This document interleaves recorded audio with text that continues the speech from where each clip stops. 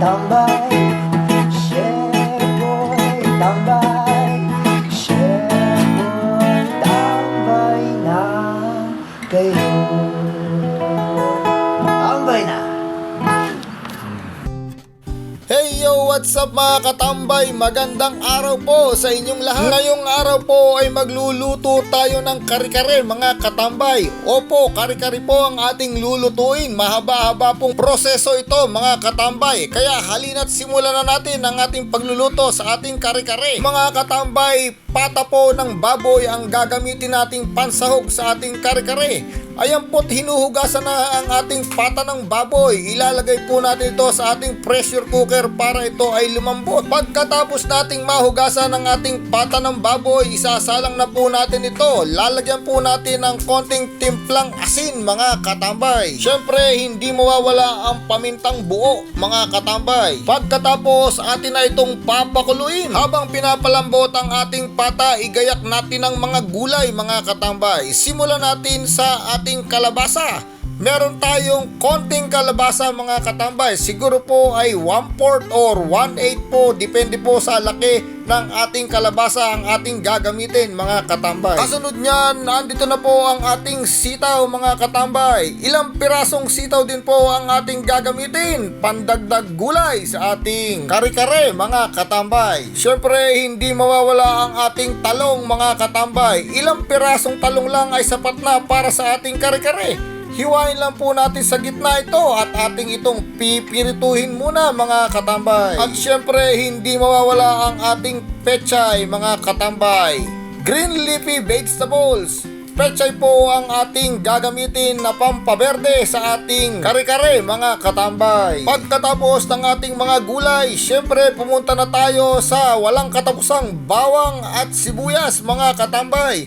Ang ating panggisa sa ating lulutuing kare-kare mga katambay. Pagkatapos niyan mga katambay, kung inyong mapapansin, meron kaming buto ng atsuete mga katambay. Ito ang gagamitin nating pampakulay sa ating kare-kare. Ito po ay magdadagdag ng kaaya-ayang kulay. Habang pinapakuluan natin ang ating pata ng baboy, atin pong gagawin ang ating mga gulay. Atin po itong ilalaga isa-isa para maluto po ng bukod at hindi madurog sa ating kare-kare mga katambay. Unahin po natin ang ating sitaw. Ilaga lang po natin ng ilang minuto ang ating sitaw mga katambay. Kung sa tingin nyo ito ay luto na, hahanguin na po natin ito at isusunod na po ang susunod na gulay. Kalabasa po ang susunod nating ilalaga. Pakuluin lang din po natin ng ilang minuto at kung ito ay luto na, hanguin po natin at ilagay sa isang lalagyan. Pagkatapos po ng kalabasa, kasunod na po niya ng ating pechay. Mabilis lang pong maluto ang ating pechay. Makuluan lang po ito. Ito po ay lanta na. Sigurado pong iyon ay luto na. Hanguin po at ilagay lang po sa isang lalagyan. Makalipas po ang kalahating oras, balikan po natin ang ating pata ng baboy. Sigurado pong ito ay malambot na. Mag-iingat po tayo mga katambay sa paggamit ng ating pressure cooker. Siguraduhin pong ito ay nakasingaw na bago nyo ito buksan. Pagkatapos pong mahango ng ating pata, painitin na po ang ating kawali. Lagyan na po ng mantika. Atin pong pipirituhin ang isa pang natitirang gulay mga katambay. Atin pong pipirituhin ang ating talong para po ito ay maisama sa ating kare-kare mga katambay. Kinakailangan po natin ng mahabang pasensya sa pagluluto ng kare-kare sapagkat ito ay maraming proseso mga katambay. Eka nga, kung walang tiyaga, walang nilaga. Pagkatapos niyan, ating ilalagay ang ating pinakuloang pata ng baboy sa ating kawali. Lalagyan po natin ng sibuyas at bawang sa gisahan mga katambay.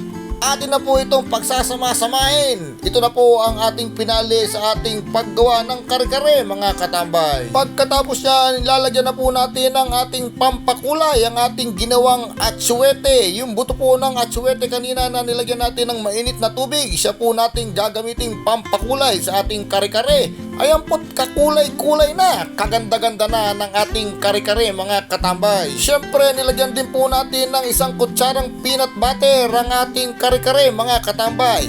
Habang kumukulo po yan, sama-sama po silang malulusaw. Ayan po ang ating kare-kare.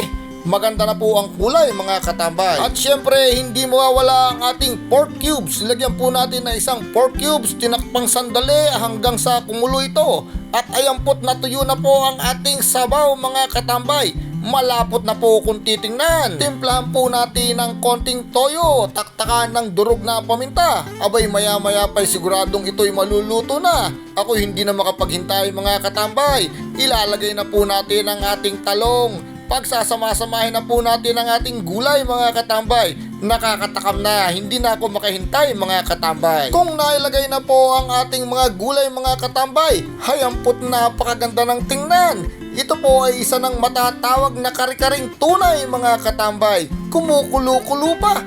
Siyempre mga katambay, hindi po kumpleto ang kare-kare kung wala ang ating pampagana.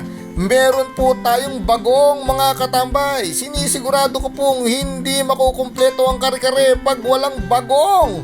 Nasa sa inyo na po kung ano po ang gagawin yung timpla sa inyong bagong mga katambay.